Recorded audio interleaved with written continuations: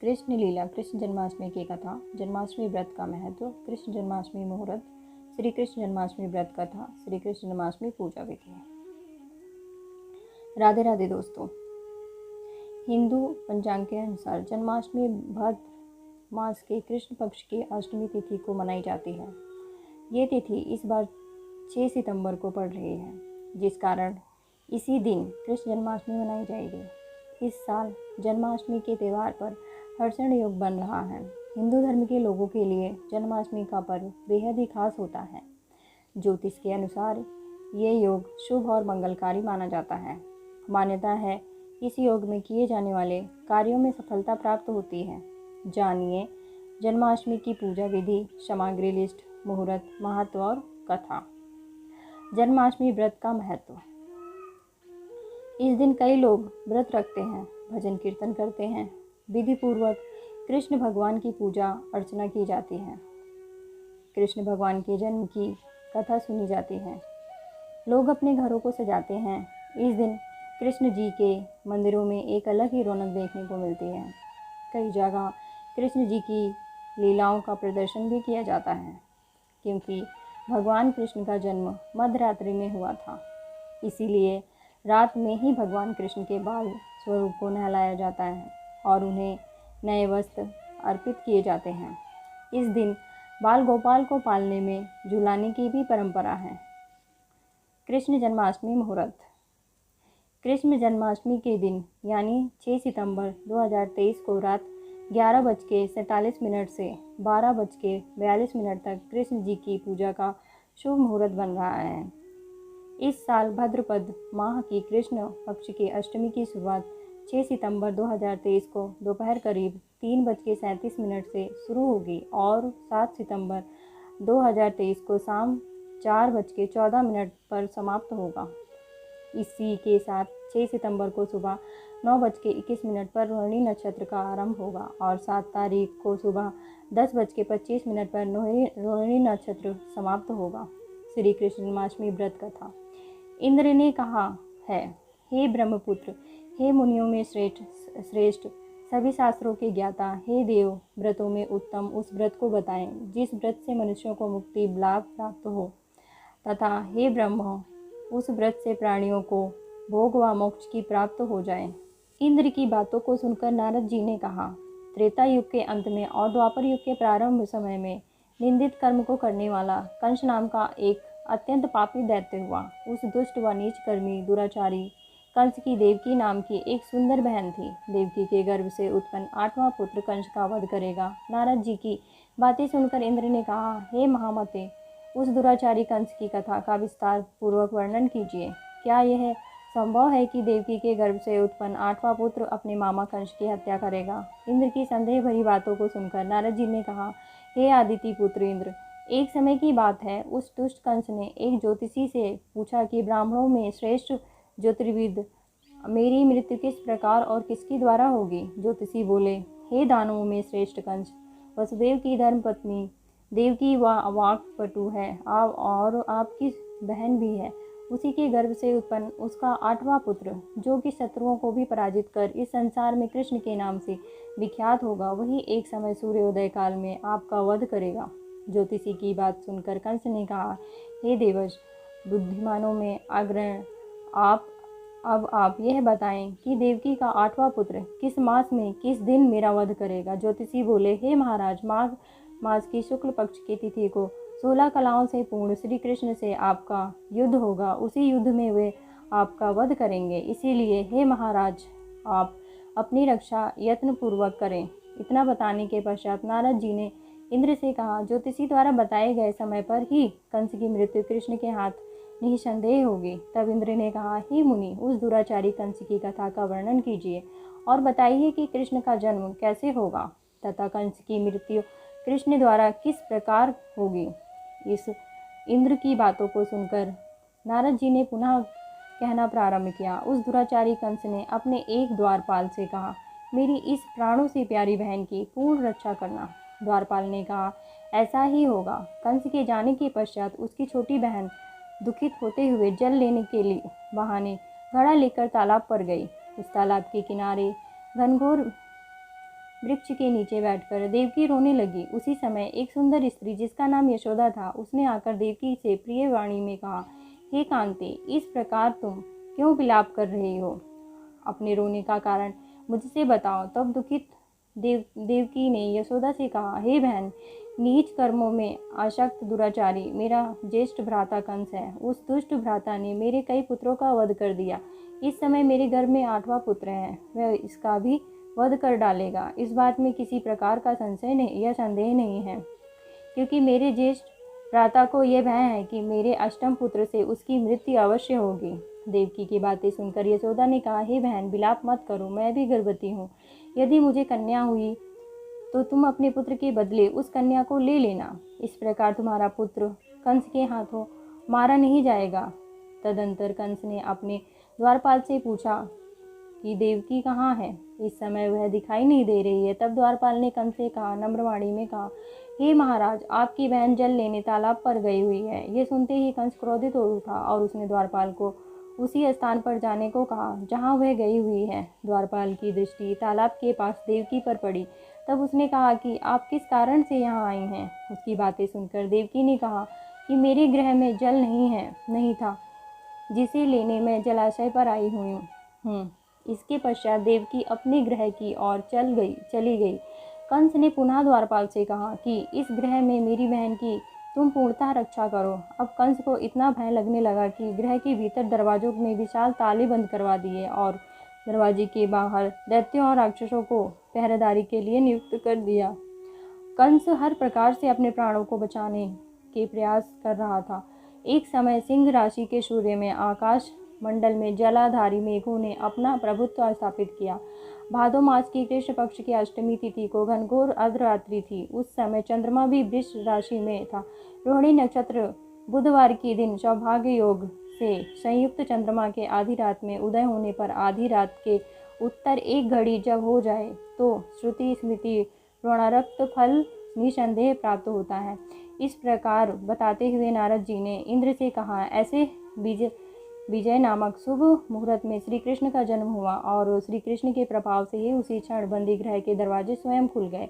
द्वार पर पहरा देने वाले पहरेदार राक्षस सभी मूर्छित हो गए। देवकी ने उसी क्षण अपने पति वसुदेव से कहा, हे स्वामी, आप निंद्रा का त्याग करें और मेरे इस अष्टम पुत्र को गोकुल में ले जाएं। वहाँ इस पुत्र को नंद गोप की धर्मपत्नी यशोदा को दे दें। उस समय यमुना जी पूर्ण रूप से बाढ़ग्रस्त थी, किंतु जब वसुदेव बालक कृष्ण को सूप में लेकर यमुना जी को पार करने के लिए उतरे, उसी क्षण बालक के चरणों का स्पर्श होते ही यमुना जी अपने पूर्ण स्थिर रूप में आ गई। किसी प्रकार वसुदेव गोकुल पहुँचे और नंद के गृह में प्रवेश कर उन्होंने अपना पुत्र तत्काल उन्हें दे दिया और उसके बदले उनकी कन्या ले ली। वह तत्क्षण वहाँ से वापस आकर कंस के बंदी गृह में पहुँच गए। प्रातःकाल जब सभी राक्षस पहरेदार निद्रा से जागे तो कंस ने द्वारपाल से पूछा कि अब देवकी के गर्भ से क्या हुआ है, इस बात का पता लगाकर मुझे बताओ। द्वारपालों ने कहा, महाराज की आज्ञा को मानते हुए कारागार में जाकर देखा तो वहाँ देवकी की गोद में एक कन्या थी, जिसे देखकर द्वारपालों ने कंस को सूचित किया, किंतु कंस को तो उस कन्या से भय होने लगा। अतः वह स्वयं कारागार में गया और उसने देवकी की गोद से कन्या को झपट लिया और उसे एक पत्थर की चट्टान पर पटक दिया। किंतु वह कन्या विष्णु की माया से आकाश की ओर चली गई और अंतरिक्ष में जाकर विद्युत के रूप में परिणित हो गई। उसने कंस से कहा, हे दुष्ट, तुझे मारने वाला गोकुल में नंद के गृह में उत्पन्न हो चुका है और उसी से तेरी मृत्यु सुनिश्चित है। मेरा नाम तो वैष्णवी है। मैं संसार के कर्ता भगवान विष्णु की माया से उत्पन्न हुई हूँ। इतना कहकर वह स्वर्ग की ओर चली गई। उस आकाशवाणी को सुनकर कंस क्रोधित हो उठा। उसने नंद जी के गृह में पूतना राक्षसी को कृष्ण का वध करने के लिए भेजा, किंतु जब वह राक्षसी कृष्ण को स्तनपान कराने लगी तो कृष्ण ने उसके स्तन से उसके प्राणों को खींच लिया और वह राक्षसी कृष्ण कहते हुए मृत्यु को प्राप्त हुई। जब कंस को पूतना की मृत्यु का समाचार प्राप्त हुआ तो उसने कृष्ण का वध करने के लिए क्रमशः केसी नामक दैत्य को अश्व के रूप में, उसके पश्चात आर्ष्य नामक दैत्य को बैल के रूप में भेजा, किंतु ये दोनों भी कृष्ण के हाथों मृत्यु को प्राप्त हुए। इसके पश्चात कंस ने कल्याख्याम नामक दैत्य को कौवे के रूप में भेजा, किंतु वह भी कृष्ण के हाथों मारा गया। अपने बलवान राक्षसों की मृत्यु के आघात से कंस अत्यधिक भयभीत हो गया। उसने द्वारपालों को आज्ञा दी कि नंद को तत्काल मेरे समक्ष उपस्थित करो। द्वारपाल नंद को लेकर जब उपस्थित हुए तब कंस ने नंद जी से कहा कि यदि तुम्हें अपने प्राणों को बचाना है तो परिजात के पुष्प ले आओ, यदि तुम नहीं ला पाए तो तुम्हारा वध निश्चित है। कि कंस की बातों को सुनकर नंद ने ऐसा ही होगा कहा और अपने गृह की ओर चले गए। घर आकर उन्होंने संपूर्णता वृतांत अपनी पत्नी यशोदा को सुनाया, जिसे श्री कृष्ण भी सुन रहे थे। एक दिन श्री कृष्ण अपने मित्रों के साथ यमुना नदी के किनारे गेंद खेल रहे थे और अचानक स्वयं ने ही गेंद को यमुना में फेंक दिया। यमुना में गेंद फेंकने का मुख्य उद्देश्य यही था कि वे किसी प्रकार परिजात पुष्पों को ले आएं। अतः वे कंदम्ब के वृक्ष पर चढ़कर यमुना में कूद पड़े। कृष्ण के यमुना में कूदने का समाचार श्रीधर नामक गोपाल ने यशोदा को सुनाया। यह सुनकर यशोदा भागते हुए यमुना नदी के किनारे आ पहुंची और उसने यमुना नदी की प्रार्थना करते हुए, हे यमुना, यदि मैं बालक को देखूंगी तो भद्रपाद मास की रोहिणी युक्त अष्टमी का व्रत अवश्य करूंगी, क्योंकि दयादान सज्जन प्राणी ब्राह्मण कुल में जन्म, रोहिणी युक्त अष्टमी, गंगा जल एकादशी, दया श्राद्ध और रोहिणी व्रत ये सभी दुर्लभ हैं। हजारों अश्वमेध यज्ञ, सहस्रों राजसूय यज्ञ, दान, तीर्थ और व्रत करने से जो फल प्राप्त होता है वह सब कृष्ण जन्माष्टमी के व्रत को करने से प्राप्त हो जाता है। यह बात नारद जी ने ऋषि से इंद्र से कहा। इंद्र ने कहा, हे मुनियों में श्रेष्ठ नारद, यमुना नदी में कूदने के बाद उस बाल रूपी कृष्ण ने पाताल में जाकर क्या किया, यह संपूर्ण वृत्तांत भी बताइए। नारद ने कहा, हे इंद्र, पाताल में उस बालक से नागराज की पत्नी ने कहा कि तुम यहाँ क्या कर रहे हो, कहाँ से आए हो और यहाँ आने का क्या प्रयोजन है। नाग पत्नी बोली, हे कृष्ण, क्या तूने धृत क्रीड़ा की है जिसमें अपना समस्त धन हार गया है? यदि यह बात ठीक है तो कंकड़, मुकुट और मणियों का हार लेकर अपने गृह में जाओ, क्योंकि इस समय मेरे स्वामी शयन कर रहे हैं। यदि ये उठ गए तुम्हारा भक्षण कर जाएंगे। नाग पत्नी की बातें सुनकर कृष्ण ने कहा, हे कांते, मैं किस प्रयोजन से यहाँ आया हूँ यह वृतांत मैं तुम्हें बताता हूँ। समझ लो, मैं कालिया नाग के मस्तक को कंस के साथ दूत में हार चुका हूँ और वही लेने मैं यहाँ आया हूँ। बालक कृष्ण की बात को सुनकर नाग पत्नी अत्यंत क्रोधित हो उठी और अपने सोए हुए पति को उठाते हुए उसने कहा, हे स्वामी, आपके घर यह शत्रु आया है, अतः आप इसका हनन कीजिए। अपनी स्वामिनी की बातों को सुनकर कालिया नाग निद्रावस्था से जाग पड़ा और बालक कृष्ण से युद्ध करने लगा। इस युद्ध में कृष्ण को मूर्छा आ गई। उसी मूर्छा को दूर करने के लिए उन्होंने गरुड़ का स्मरण किया। स्मरण होते ही गरुड़ वहां आ गए।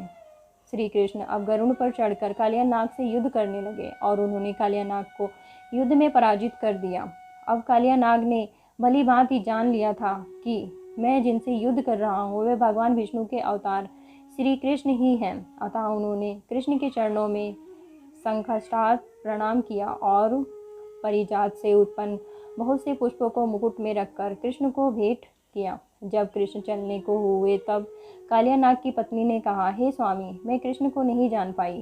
हे जनार्दन, मंत्र रहित, क्रिया रहित, भक्ति भाव रहित मेरी रक्षा कीजिए। हे प्रभु, मेरे स्वामी मुझे वापस दे दे। तब श्री कृष्ण ने कहा, हे समर्पिणी, दैत्यों में जो सबसे बलवान है उस कंस के सामने मैं तेरे पति को ले जाकर छोड़ दूंगा, अन्यथा तुम अपने गृह को चली जाओ। अब श्री कृष्ण कालिया नाग के फन पर नृत्य करते हुए यमुना के ऊपर आ गए। तदंतर कालिया की फुफकार से तीनों लोग कंपमान हो गए। अब कृष्ण कंस की मथुरा नगरी को चल दिए। वहाँ कमल पुष्पों को देखकर यमुना के मध्य जलाशय में वह कालिया सर्प भी चला गया। इधर कंस भी विस्मित हो गया तथा कृष्ण प्रसन्न चित्त होकर गोकुल लौट आए। उनके गोकुल आने पर उनकी माता यशोदा ने विभिन्न प्रकार के उत्सव किए। अब इंद्र ने नारद जी से पूछा, हे महामुने, संसार के प्राणी बालक श्री कृष्ण के आने पर अत्यधिक आनंदित हुए। आखिर श्री कृष्ण ने क्या क्या चरित्र किया वह सभी आप मुझे बताने की कृपा करें। नारद ने इंद्र से कहा, मन को हारने वाला मथुरा नगर यमुना नदी के दक्षिण भाग में स्थित है। वहाँ कंस का महाबलशायी भाई चारुण रहता था। उस चारूण से श्री कृष्ण के मल्लयुद्ध की घोषणा की गई। हे इंद्र, कृष्ण एवं चारुण का मल्लयुद्ध अत्यंत आश्चर्यजनक था। चारुण की अपेक्षा कृष्ण बाल रूप में थे। भेरी, शंख और मृदंग के शब्दों के साथ कंस और केसी इस युद्ध को मथुरा की जनसभा के मध्य में देख रहे थे। श्री कृष्ण ने अपने पैरों को चारुण के गले में फंसाकर उसका वध कर दिया। चारुण की मृत्यु के पश्चात उनका मल्लयुद्ध केसी के साथ हुआ।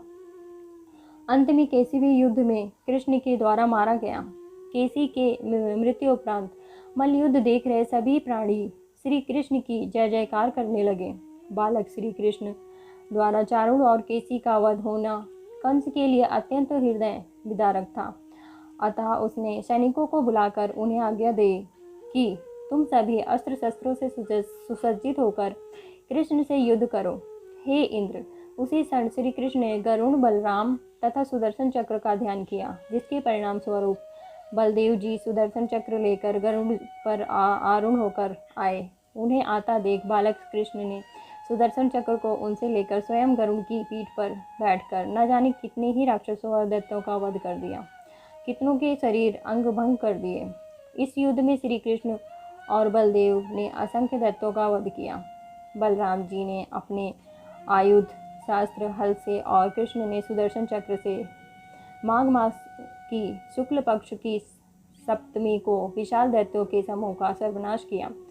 जब अंत में केवल दुराचारी कंस ही बच गया, तो कृष्ण ने कहा, हे दुष्टाधर्मी दुराचारी, अब मैं इस महायुद्ध स्थल पर तुझसे युद्ध कर तथा तेरा वध कर इस संसार को तुझसे मुक्त कराऊंगा। ये कहते हुए श्री कृष्ण ने उसके केशों को पकड़ लिया और कंस को घुमाकर पृथ्वी पर पटक दिया, जिससे वह मृत्यु को प्राप्त हुआ। कंस के मरने पर देवताओं ने शंख घोष व पुष्प वृष्टि की। वहां उपस्थित समुदाय श्री कृष्ण की जय जयकार कर रहा था। कंस की मृत्यु पर नंद देव की, वसुदेव, यशोदा और इस संसार के सभी प्राणियों ने हर्ष पर्व मनाया। श्री कृष्ण जन्माष्टमी पूजा विधि। इस दिन सुबह जल्दी उठकर घर के मंदिर को अच्छे से साफ कर लें। फिर एक साफ चौकी पर पीले रंग का वस्त्र बिछाएं और चौकी पर बाल गोपाल की प्रतिमा स्थापित करें। इस दिन बाल गोपाल की अपने बेटे की तरह सेवा करें, उन्हें झूला झुलाएं, लड्डू और खीर का भोग लगाएं। रात 12 बजे के करीब भगवान कृष्ण की विधि विधान पूजा करें, उन्हें घी, मिश्री, माखन, खीर इत्यादि चीज़ों का भोग लगाएं। कृष्ण जी के जन्म की कथा सुनें, उनकी आरती उतारें और अंत में प्रसाद सबको वितरित कर दें। राधे राधे। शुक्रिया दोस्तों, आपका दिन मंगलमय हो। हैप्पी जन्माष्टमी।